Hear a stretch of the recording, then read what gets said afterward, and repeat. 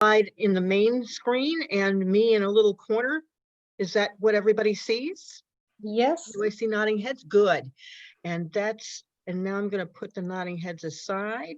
Take my notes out here and start this presentation, which, by the way, I love doing in the fall because we have some perspective, I think, in the fall as gardeners.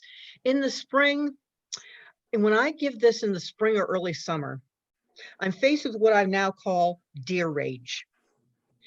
Because deer are most active in the late winter, early spring, into the early part of summer. They are, and people see their plants disappearing in front of them early enough in the season that it's outrageous. It's just outrageous. And so it's what I call deer rage. People want to, they're seeing red. Whereas in the fall, I think we have by this time gotten some perspective. We are cleaning up those chopped up hostas and saying, oh, at least I don't have hosta leaves to clean up. But it's a little, we have a calmer attitude in the fall. And I think we can take in some extra wisdom as a result. So in fact, I want to give you, it's not their fault. It's something that I added in there for the people with deer rage. We have to calm down and understand why deer are a problem in the first place. First of all, you know, in Dutchess County particularly, Dutchess County is the Hudson Valley in general, Dutchess County in particular, are real hot spots for deer, and there's a reason for it. There was a lot of farmland that was abandoned and reverted to forest in that area. And then, of course, in the 90s is when all that development started that reclaimed the farmland and forests from the deer, but the deer didn't go away. Now, did they? There was an overabundance of white-tailed deer. Now, they've adapted to humans. But as a result, we have lots of problems with deer. And in fact, you know, in 1930, deer were considered endangered. There were 300,000 of them in the United States, and there were some deer protection programs. They were so successful that there are now about 300 million in the United States. But they have adapted to humans. The question is, can we adapt to deer? Our training handbook actually had a very good quote because, again, talk about perspective. The same landscape practices that improve the aesthetics of the area, that make suburban living as beautiful as it is landscape-wise, also creates better habitat conditions for some wildlife species that we would rather discourage. Deer is at the top of that list. We need to learn how to live with wildlife and how to minimize the negative impacts. That's the broad perspective. Now, the easiest way for us to adapt, we can just accept that there are some things that aren't going to look the same as they look in magazines. For example, can we accept the arborvitaes that we call the lollipop arborvitae, pruned, the pruning technique that we let deer do for us? They're called lollipop arborvitaes, and if we want to accept that as the way that we want our hedges to look, we're done. You know, you can just leave the presentation right now because you've got it licked, but most of us are not going to be happy with that. So we want to learn how to protect our home gardens. And the first step is to know the deer. Know your deer in particular, because you've got deer that are adapted to your property. First of all, deer in general will eat anything if hungry enough. You've heard that. It's true. But deer damage, you know, generally can be worse in the late winter and early spring when they are the hungriest, and also when the babies are small and they're experimenting, they're tasting. But they will nibble even on unpalatable items if they are located in their feeding area. So the question is, where do your deer eat? Where do they travel? But you can follow that because their damage is pretty easy to distinguish from other kinds of wildlife damage. Oh, and by the way, you should have gotten 2 handouts that Amanda emailed out to you. The first one is the handout that I call the note-taking handout because it represents some, not all, of the slides. but in enough information that's there that you can fill in with your own notes. The other one is, excuse me, is the Cornell fact sheet. It's actually a lot of pages. It is the single handout on nuisance wildlife that I found most helpful to people, because it goes down woodchucks and skunks and chipmunks and squirrels and voles and moles all the way down the list, with identifying the kinds of damage and identifying what to do. So I often get stopped in my deer presentation to be asked about squirrels and chipmunks and woodchucks. You won't probably be able to do that today. If you have questions, oh, I don't think that Joyce told you, if you have questions, you can unmute yourself and ask the question. I don't mind being interrupted, but you can also go to the chat box and put your questions in the chat box, and Joyce can either process them right there, or she can stop me and ask the question. But when people ask about other kinds of wildlife, I tend to refer them to this handout, because otherwise we'd be here for days talking about all the nuisance wildlife. Deer damage is easy to distinguish because they lack upper incisors, and as a result, they tend to tear and tear leaves, as opposed to, and it's raggedy and unkempt looking, as opposed to clean chomping right to the ground. And if you determine you do have deer damage, there are basically 3 choices that you have, and we're going to go through all 3 of these. The first one is barriers. There's both fencing and wrapping. The second category is repellents, the smell and taste-based repellents, the sprays, mostly, and the scare devices. And we'll talk a little bit about those. And the third category is landscape alternatives, also known as shutting down the salad bar. How do you substitute things the deer don't like as much for the things that you've got the deer do? If you choose to substitute, we've got some ideas. But really, you're not limited to those 3 choices, because most people find that there's a combination of these 3 that will work, not just one of these 3. The first category, installing barriers, is about encouraging a different neighborhood route. It's not exactly neighborly, but you're trying to tell the deer, nope, go down the street. And you can do that by installing a certain kind of fence. If you want an absolute guarantee, you have one choice, and that is an 8-foot sturdy 8-foot fence. That is the only guaranteed barrier that will keep out deer, because deer, as you probably know by now, will jump very high. So what we're talking about in fencing, of course, is the 8-foot as the ultimate protection with sturdy uprights, but you don't have to have a hurricane fence installed or a stockade fence. You can use plastic netting. That deer netting that you see there, as long as you've got sturdy uprights, will keep out deer. This is actually a picture of Margaret Roach's. Margaret Roach is the author who has a great blog called A Way to Garden, awaytogarden.com. I put her on as a resource on the resources at the end of the handout, because she describes what she's done to her. She's got a very big property in Copeg, and she wraps deer netting. She doesn't use, you talk about sturdy uprights, she for the perimeter of her property, she'll often use trees to wrap that deer fencing around. So that's both inexpensive and very doable. You can also lower the height of that 8-foot fence where the enclosure is small enough for deer to perceive a trap.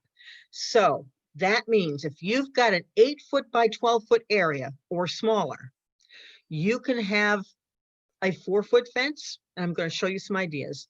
as opposed to an 8-foot fence, because deer will not jump into a situation that they consider to be perilous.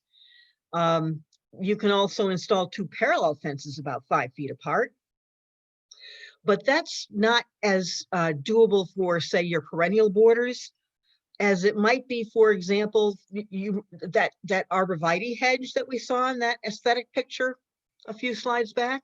If you have a hedge of arborvitaes, you can put 1 row of 4-foot, 3 or 4-foot fence, deer netting, about 4 feet away, and another 4 feet or 5 feet further, another row of that fence, and that will protect it for the entire winter and into spring. And you can take it down as of early summer and do some light spraying or some other things that we're going to talk about here next. So this is something that has been researched by Cornell. It's called a nearly invisible deer fence because it involves some stakes with no deer netting or fencing material other than monofilament fishing line to string between these stakes. And the stakes can be 36-inch high, driven into the ground. Top height would be 30 inches. And you can take the most successful is using 2 rows of monofilament fishing line between stakes that are about 6 feet apart, 5 to 6 feet apart. You can do that every year. It's easy to do. You get very good at it.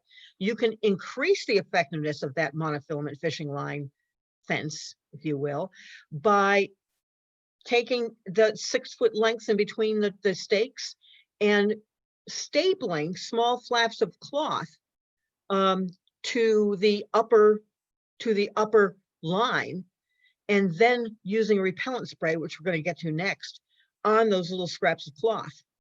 That combines the smell that they don't like associated with the discomforting feeling of the invisible line that they find very confusing and scary. We're going to get back to this. I'm going to show you how I've done it I have pictures of my old house in Hopewell Junction because I have something that I can't officially recommend as a Cornell speaker, but I can tell you my anecdote of my own personal experience, and that includes this fence. So I'll tell you about that in a bit. Can I give you my anecdote of that fence you just showed? Yeah. It worked really well until the dog got tangled up in it. Oh, yes. By the way, I've gotten tangled up in it. Using it, in perennial borders that you're maintaining, you have to be very careful to actually pick it up and lay it down on the ground. So because I got less and less able to jump over it as I got older. And yeah, there was a day, in fact, right along the street, it was not pretty when I went down with the tangled up fence. Yes. Easy to replace, but yeah, thank you, Joyce, for that memory, recalling that memory. Oh boy, that was a good one. So wrapping, I show you the picture on the right, which is the white deer netting, only to show you that is how you would wrap an arborvitae. But typically you would use white, because the nice thing about deer netting for wrapping shrubs is that it disappears to you. But the deer, when they go into nibble, don't like the feeling of getting tangled up in it. So wrapping is a good way to take a specimen that you really want to protect. The one on the left that picture is there to remind me to tell you, just be careful about doing it on flowering shrubs. I did it one year for my rhododendrons. And of course, those buds started to open up in April, and the deer were still apt to nibble in April. May is when they really do their rhododendron nibbling. And so I left it on, and then I had to carefully cut it off as of, May and June. I was carefully cutting. Oh, what a mess.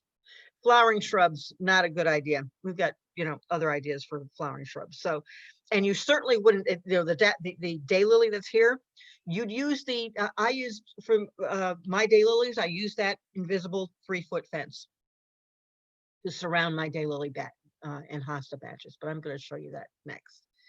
And this, the second category is using repellents, making your gardens yucky.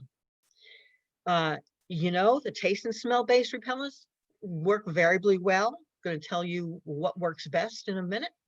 The scare devices, though, let's just take care of this right now. Scare devices generally, almost exclusively, have a very temporary effect. So if you're talking about scare tape, which is that mylar tape that comes on a reel and you cut it off and you tie it to branches and things, and it flutters and it scares them. It scares them for maybe a week or two, but then they get used to it. Same thing with the lights and the whistles and those sonar things you can spend a lot of money on that works for a week or two, but they get used to it. They find out that there's no harm, and they will blast through it before you know it.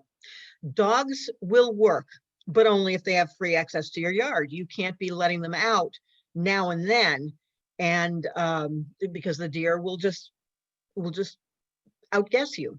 But if you have a dog door, and your dogs can go out, like our friend Jillian, the master gardener Jillian, who has 2 big Weimaraners who release out that oh man, they come blasting through that door. It's great to watch them take care of the deer again and again, over and over. And by the way, the deer keep coming back, but those Weimaraners take care of them on a daily basis. So the taste and smell based repellents that your Aunt Lucy recommends. She has best luck with things like Irish Spring soap. It's true, but because those remedies are not registered with the EPA, they are therefore not researched, Cornell or otherwise, generally. So we can't recommend them as Cornell Master Gardeners. But what we can say is that personal experience is that there is some success with human hair in little net bags, your soap in the little bags of soap. By the way, you know, what we would say is that an aesthetic that is better than lollipop arborvitaes? That's a question that you have to make a judgment on yourself. If you like little red net bags on poles all through your hostas, if you think that's attractive, or if you can put up with it because you really like the fact that it means your hostas are protected, then you go ahead and do that, because it can work. Pepper sprays variably well. Again, they can get used to them. Blood meal, by the way, blood meal can deter deer, but can invite a lot of other kinds of wildlife. Also, black Labrador retrievers named Brendan, who got into a bag of blood meal one year. I didn't even want to get into that. Brendan used to be the reading dog at East Fishkill Library. For 5 years, he was the reading dog. And I had to give him baths sometimes before we went, because he would get into things like blood meal. But anyway, and urine is the last one on the list. Yes, it does work, according to our friend Sue, whose husband, you know who I'm talking about, Joyce, whose husband used to make an excuse for drinking a lot of beer on the days that he wanted to go out and pee his way around the edge of the property. Now they live out up in Milan, which is, you know, rural, so they didn't have to have neighbors watch him pee that line. It apparently worked, and you know, he would make his way around the property, and then you know, as of a few weeks later, he was at the beginning, and he would make his way around the property again, you know, every day, going out and giving a little bit of repellent. Those are some ideas, but another story entirely is Milorganite. You might not recognize Milorganite, or you might. It is a fertilizer. It's a slow-release granular fertilizer sold in all of your garden centers will carry Milorganite as a slow-release granular fertilizer, which is why we can't recommend it, because it is not registered with the EPA as a pesticide like the repellents are, because it's a fertilizer. It's only registered as a fertilizer, but it does work according to many master gardeners, and it has a place in my story coming up. So a question that got typed in is, what about, and I've always wanted to do this, motion sensitive sprinkler systems?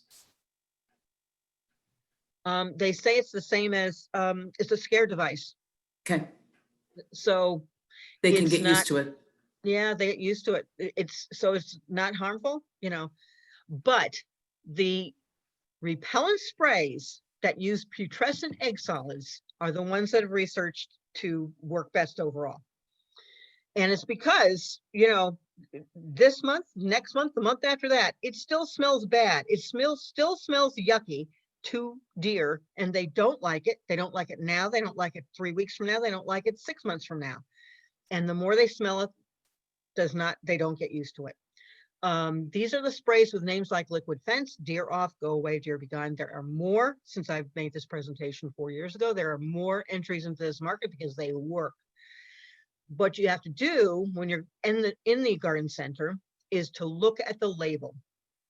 You look at the ingredients.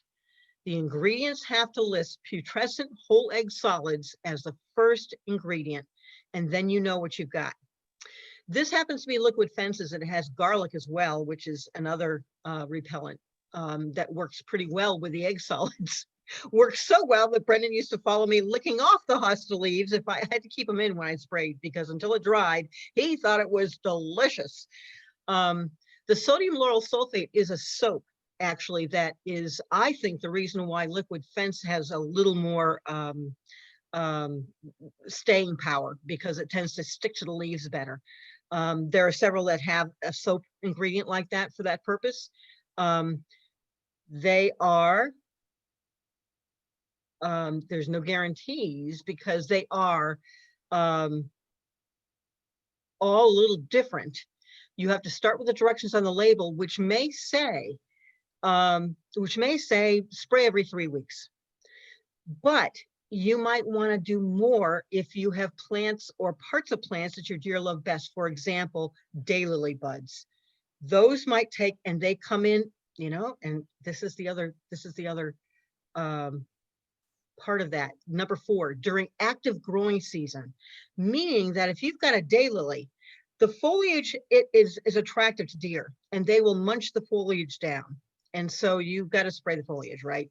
But say it rains. One year it rained every day in the early part of daylily growing season for me. It rained every day and I couldn't get out there and spray. And lo and behold, the buds are carried on what's called scapes. Those are the stems on daylilies that produce the bud at the top. And those scapes came up in the stormy weather, and man, they were bang, gone by the time I could get out there again in the dry weather and spray again. You've got to spray more frequently in rainy weather when it's dry, hopefully in between, and you spray Only more one often time? during Oh, the active growing season, meaning early in the season. That basal foliage is going to be 2 inches 1 week and 5 inches the next week, and that 3 inches in between wasn't sprayed. So you've got to get out there and spray more often for actively growing things. The other thing is that I've used Liquid Fence for years, but you may have to rotate your sprays, because deer may get used to one or another. It's not as much of a problem with the putrescent egg solid sprays, but you could rotate brands over a season. The third category is your landscape choices. You've got to learn how to choose plants deer dislike after you've decided which things you want to protect because you don't want to get rid of them. And that's what the first 2 categories are about. I don't want to get rid of my hostas. I love them. So I'm going to spray, or I'm going to fence around them, or whatever. But the third category is for those things that you say, not worth it. I want to substitute something for that plant because the deer are driving me nuts and I just want to have something else in that space. So shutting down the salad bar is choosing things that they dislike. I'm going to start with, this is my anecdote. This is on Cranberry Drive in Covered Bridge Farm. This is my 40-foot garden right on Cranberry Drive.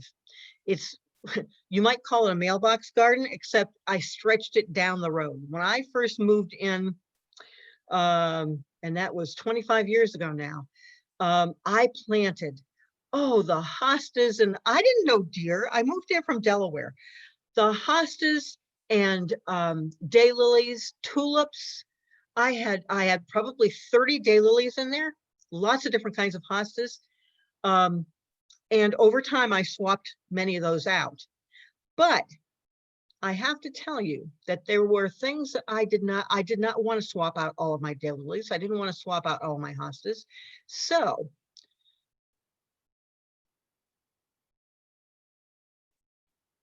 I did not entirely swap out the deer candy. I used to use that 3-part strategy to detour the deer. This is April 17th, 2015. This is looking, you just saw the mailbox, so you can get an idea of that. I'm going to use my cursor here so you can see what I'm talking about. In front of the forsythia, there are lots of daffodils. Deer don't like daffodils. We'll talk about that in a second. But look at these daylilies coming up, and look at the tulips coming up here. What I do first, and the forsythia are what tell me to start. As the snow recedes, I get out there with my Milorganite.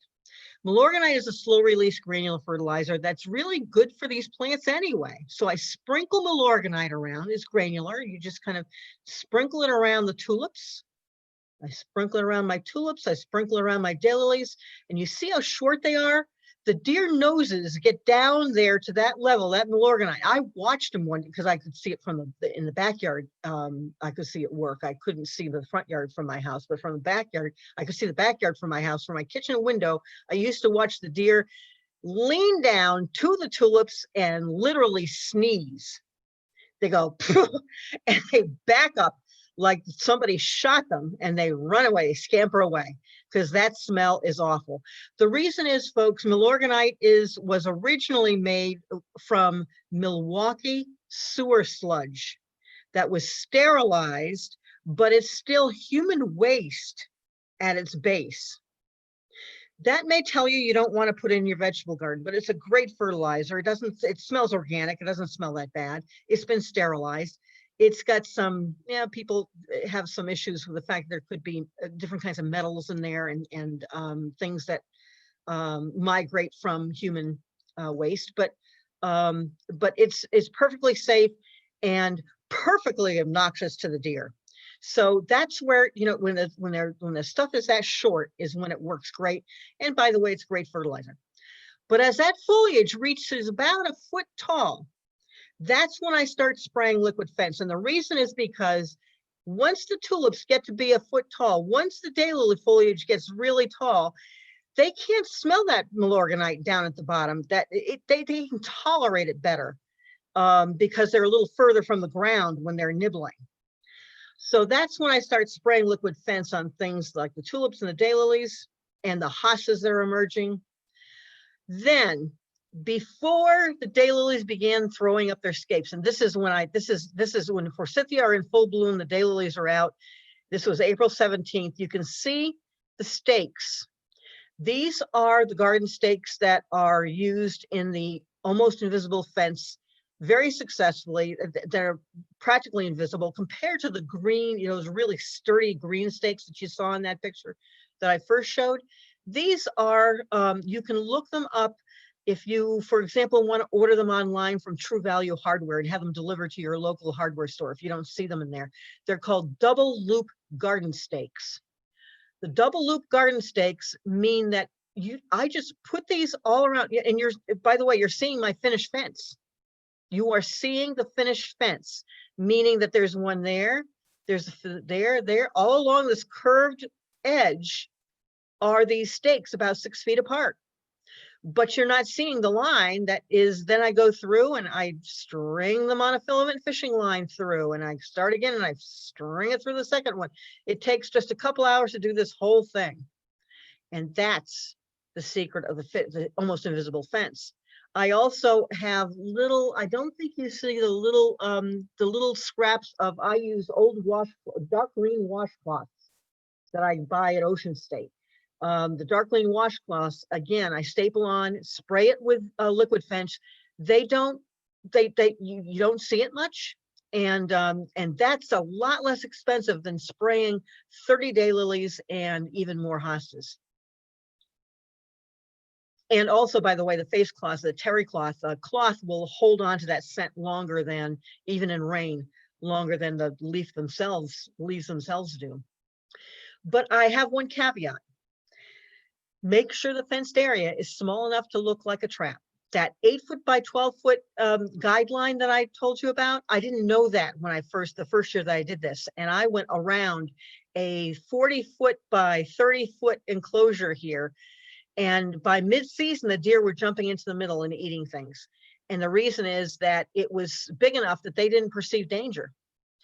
What I did to solve it, and I solved it for many years, is that I now, I actually divided it into two. I came around the forsythia and strung it behind the, what you see, the daffodils here. So it was about 10 foot, 8 to 10 feet deep. It was 40 feet long, but it was 8 to 10 feet deep, and they never jumped it. I also circled the hydrangeas in the back of these shrubs and trees over here with a second plot of invisible fence. So that was my success in East Fishkill. Now I live in Stockbridge, Massachusetts, by the way, in a place, I live in the village, and there are no deer. There are no deer here, I swear. Okay, back to the landscape choices.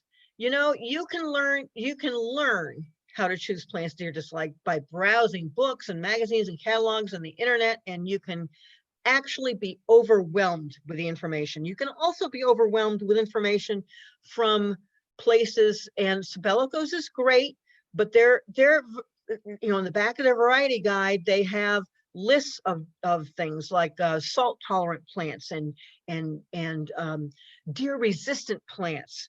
Well, their deer resistant plant list was, I think, designed to sell more plants than they should have, because there were things on there that were definitely not deer resistant. So who do you trust is the question.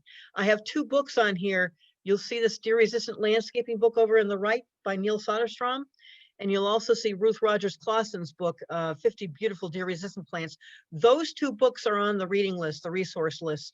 They are considered the most useful and most accurate of the books out there. There's a 3rd one that's a new one that I added to the list for this presentation because it just came out last year, and I'm thinking it's a pretty good one. It's she talks about designing gardens, perennial gardens, with deer resistant plants. The rest of this, you know, you're going to be overwhelmed by stuff. So what do? Well, one of the things that you can do is when you, particularly if you're in a garden center, that's when you're faced with it. You're in a garden center, you see something that you love, and you say, is it going to be eaten by the deer?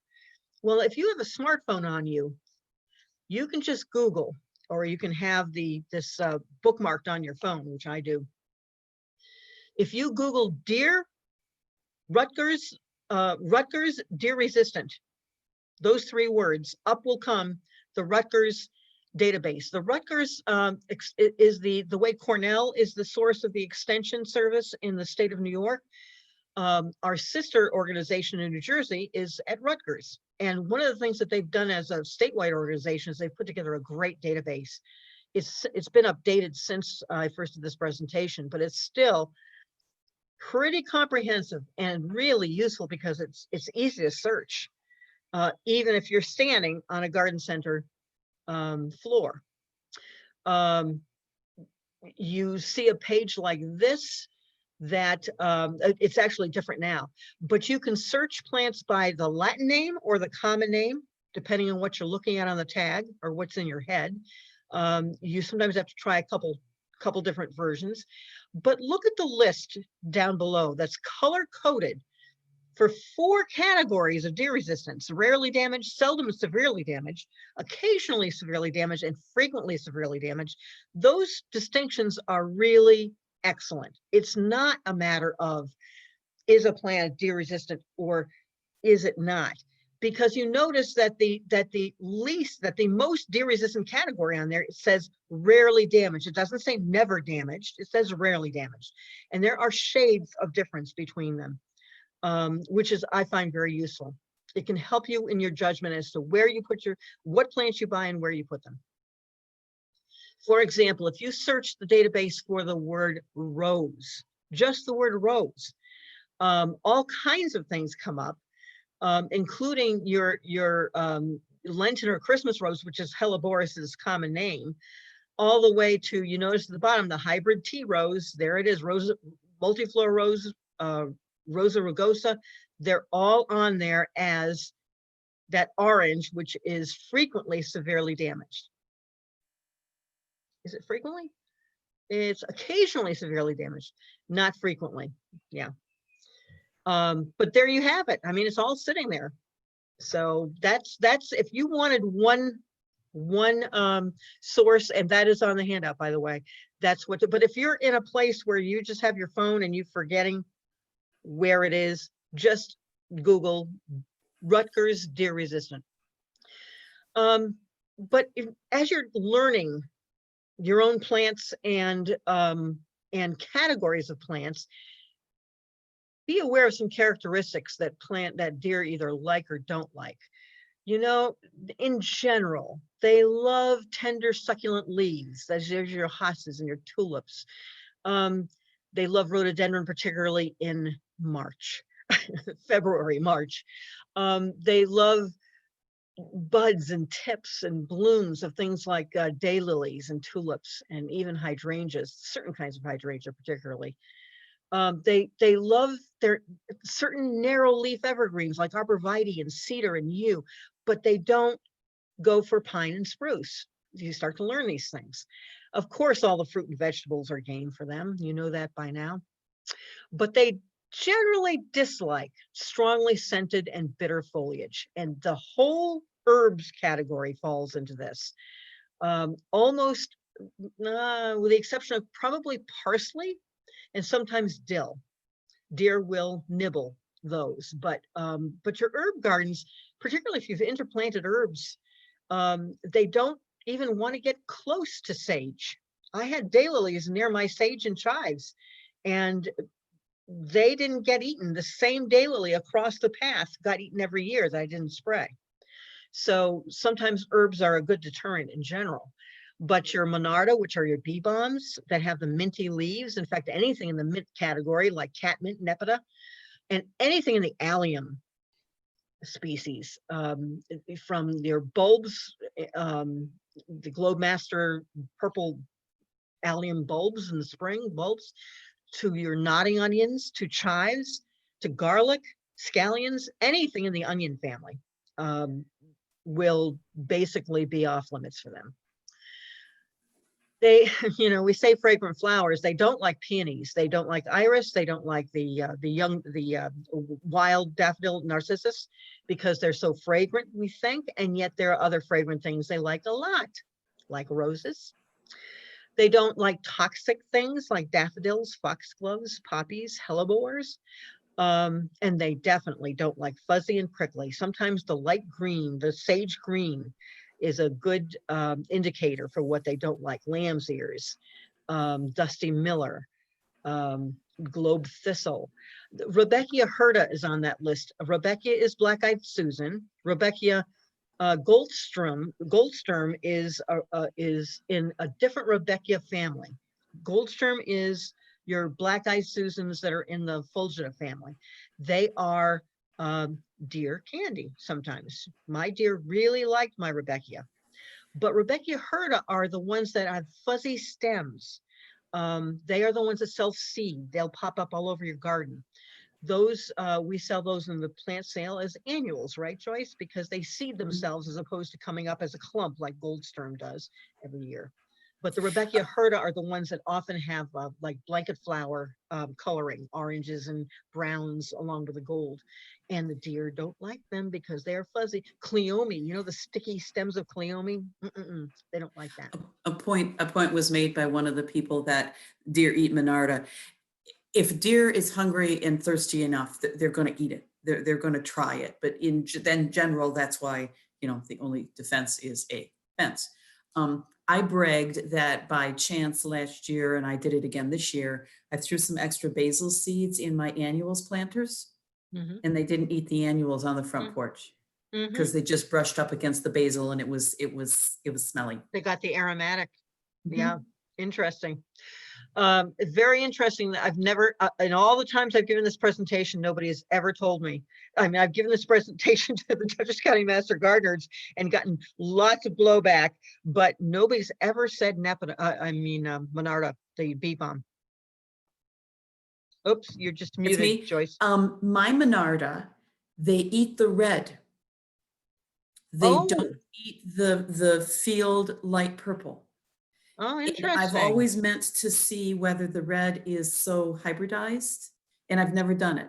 But they eat the red like candy, and they don't eat the light purple. So they're Interesting that the red is, but if it's close to the parent, if when you rub Monarda leaves, what you should smell is if you drink Earl Grey tea, it's bergamot, and bergamot is a close relative to Monarda. It's that minty smell, and they typically don't like that. So thanks for and that Alicia, who contribution. had said Menarda, said hers was red too. So there's two of us. We'll have to find out if there's something. I'll write a Duchess Dirt article. Did you see, by the way, did you see the in my mailbox planting, if you will, did you see all that Jacob Klein, that red Monarda? Yeah.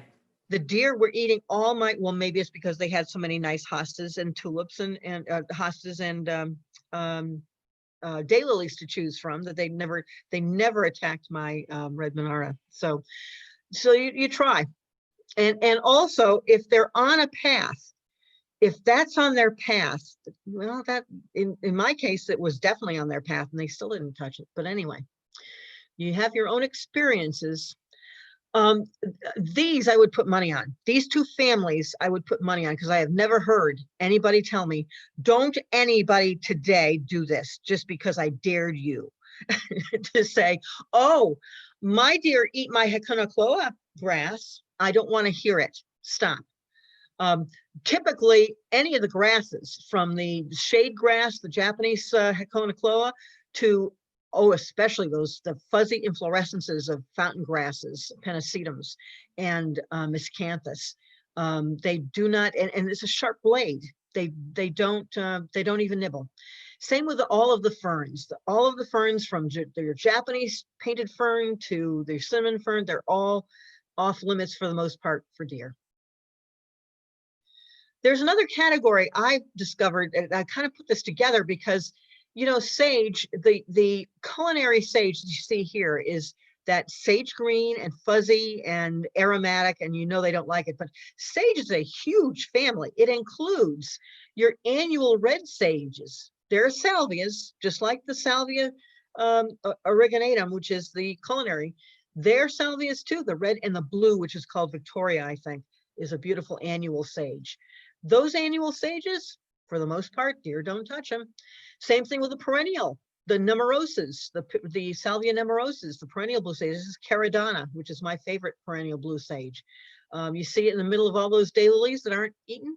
Well, we're not guaranteeing that, but the sage will probably escape eating. And even the Russian sage, again, you've got your gray fuzzy foliage, and it's pretty aromatic. Perovskia, that's the little spire there, but even the tall ones don't get eaten. That whole sage family is a pretty safe one. So now we're going to get into some ideas for adapting to a deer-proof aesthetic by choosing plants that deer dislike. And what I've done is just to give you some slides to round out the program, to give you alternatives, both in shade and in sun, early, mid, and late season. So let's start with early season in spring for shade gardens. For example, you've got your hellebores, and there are lots of different hellebores. They're basically not attractive to deer. All of your bleeding hearts, and that includes your big spectabile, Lambercampnos spectabile. That bleeding heart is a huge shrub by early spring, and the deer just walk around it. But also the small native Dicentra exemia, which is the fringe bleeding heart, the little ones. We have one in our spring plant sale called King of Hearts, which is a really diminutive one. They have the little tiny pink hearts that aren't as nuanced as the big bleeding heart here, but they're all uninteresting to deer. There's the hearts. Gotta love them. Gotta love bleeding hearts. Champs of the early spring. And then you've got in the shrub category, something like the Japanese Andromeda, your Pyrrhus. No matter how big, how little, how big, what variety, the hybrids, all very uninteresting to deer. So that's your shade in the spring. But let's go to early to midsummer. You've got your Ligularia, which not only includes the rocket here, which is great for shade. They love moisture. They need moisture. Mine were planted near my downspout because that's the only way to give them enough water. But also the dentata, Ligularia dentata, which looks a little different from this. The dentata have big leathery leaves, which are great hosta substitutes, by the way, because they do great in shade. They'll actually tolerate a little bit of dryness in between tree roots. They like moisture the best, but they have very different gold flower late in the season, like Ligularia comes in late in the season, gold, but the foliage is very, very striking in a hosta kind of way. Dark purple undersides to the leaves and stems. I love dentata. And you've got your Japanese painted fern, which, by the way, I love planting around Ligularia dentata because it brings out the purple, the purple nuances of Ligularia dentata are perfect for bringing out the purple of the Japanese painted fern foliage. And then the shrub category, oh, if you've got room for a big beast of a shrub, bottlebrush buckeye, Aesculus parviflora, it's a beautiful scaffolded kind of foliage. And early summer, up come these bottlebrush blooms that can be 9 inches to a foot tall, held erect above the shrub. And you can see the close-up and why deer don't like them. But the close-up also tells you why hummingbirds and pollinators love them, love those long-lasting blooms. These plants do great in dry shade. They just take some time to get to size. So if you're interested in one, get it going now. Mine are still babies up here in Stockbridge, taking too long. So in late summer to fall, if you've got shade to fill, you've got your Japanese anemones, which are the fall blooming anemones. They're the taller, 2 feet to 3 feet tall. They hold their blooms up on those wiry stems above the foliage, basal foliage, which looks great in spring, but in fall, up come these flowers that they are beautiful in a breeze. I have heard of deer, since I've been giving this presentation, I have heard of deer nibbling on them, but I will tell you, they were on my deer path, and Rutgers also rates them as only occasionally, I think, damaged by deer, but they're great in the fall. They're wonderful in a breeze, and their buds are even pretty. And you've got I love purple foliage, your black snakeroot, Actea simplex. It used to be called Simicifuga, but they have reclassified this species. This is hillside black beauty. There are many with, I've Chocoholic, I think, is one that's in my garden now. That's doing even better than hillside black beauty. They, again, late in the season, up come these bottlebrush, very, very fragrant, fuzzy, pollinator attracting blooms that repel deer for the most part. Because, by the way, the scent is compared to grape jelly. And once I saw that, and as I say, I put this in your head. Now, whenever you smell it, you will think of grape jelly, for better or for worse. I love the smell. I think they're very fragrant. From across the yard, you can smell them. And in late summer, that's really nice, I think. Speaking of the fall, if you've got burning bush in your yard and you want to get rid of it because it happens to be on the invasives list in New York State, so you kind of do want to get rid of it, but you want to replace it with something that has great fall color. Chokeberry, your aronias are great for the fall. They're not dense. They're very graceful foliage. They're kind of vase shaped, And they have berries in the spring, flowers, nice pollinator attracting flowers in the spring, and then berries in late summer, and then you get this great color. This one is Brilliantissima, which is very commonly available now. Thankfully, it didn't used to be. So now we go to the sun, and in the spring, you've got your daffodils. Deer really don't touch daffodils. This is tete-a-tete, which is the little guy, the little ones that you can have everywhere. They're only 6 to 8 inches tall. And then you get your tall a little bit later in the spring. You get your ornamental onions. This one's lobemaster, but there are a lot of them. And there are a lot of nodding onions too, Nodding, nodding onions that are natives. And therefore, you're going to see a lot more of those in your garden centers than you used to. And then, you know, it's in the shrub category, but it's really not, because it's not what we call a woody. It's meaning that it doesn't, that come fall, it doesn't have a wood stem structure that stays through the winter. It dies back to the ground. So it's actually a herbaceous shrub, but it's 3 to 4 feet tall, pea-like blossoms that are just beautiful because they're held erectly above this beautifully shaped shrub, if you will. And I give a lot of credit to herbaceous shrubs that act like woodies, but do it every year. They build their own structure by May. This thing is attracting bees and butterflies by May, and not deer. So in early to midsummer in your sunny gardens, you've got all of your achilles, your yarrows, and there are so many colors now. The yarrows are great. No matter which color you choose, they are great for butterflies and pollinators. Butterflies, because butterflies need flat landing places. And there are very few perennials that have this kind of structure that Achillea does, which is great for butterflies who need to land and browse their forage as they're foraging. Deer do not like the prickly globe thistles, the echinops, and yet this is a plant that is really unique in the garden. It should be used more. It's also makes a great cut flower in the midsummer kind of.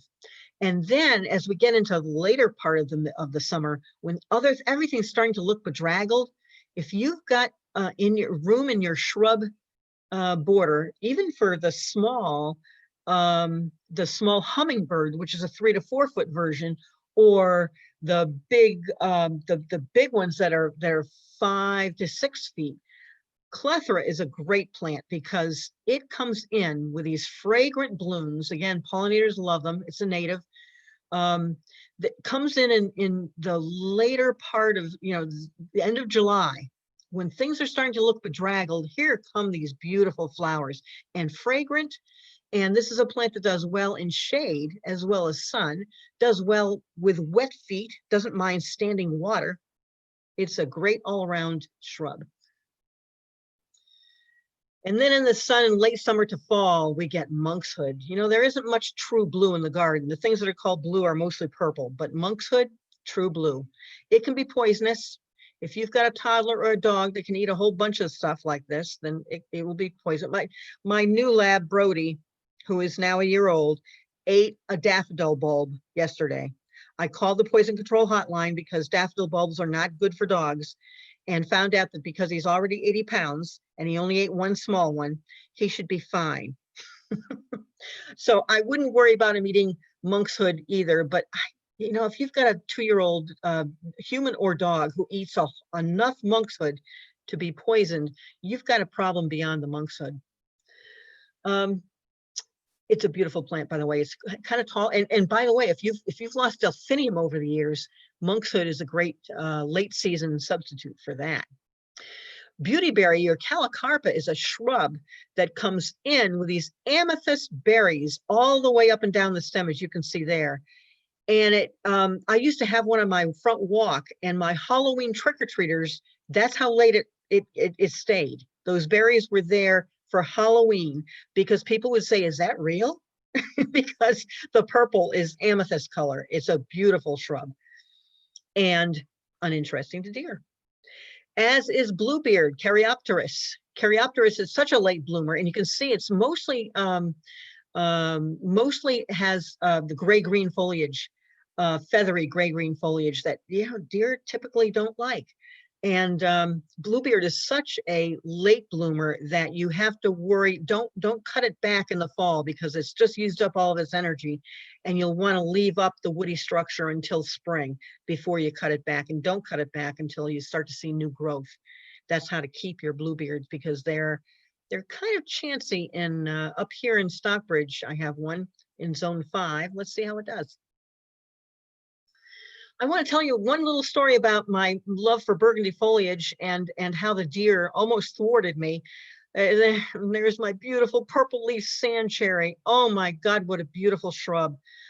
Beautiful pink flowers in the spring. It's not a native, but the pollinators love it. And oh, I loved it on my front walk, except year 1, the deer ate it down to nothing. Year 2, the deer ate it down to nothing. Year 3, it didn't come back because that's how damaged the deer left it. So what did I plant? I said, I'll catch you, you deer. I planted a Japanese barberry. They are, by the way, now on the New York State invasives list. You won't find one in a nursery because they are invasive. Even the dark burgundy foliage ones that we used to love, because they threaten our wild open space and native habitats. But putting it on the front walk, it turned out wasn't such a great idea because I had to prune it all the time. Have you ever pruned a Japanese barberry? It's not fun. Pruning is not my favorite thing anyway.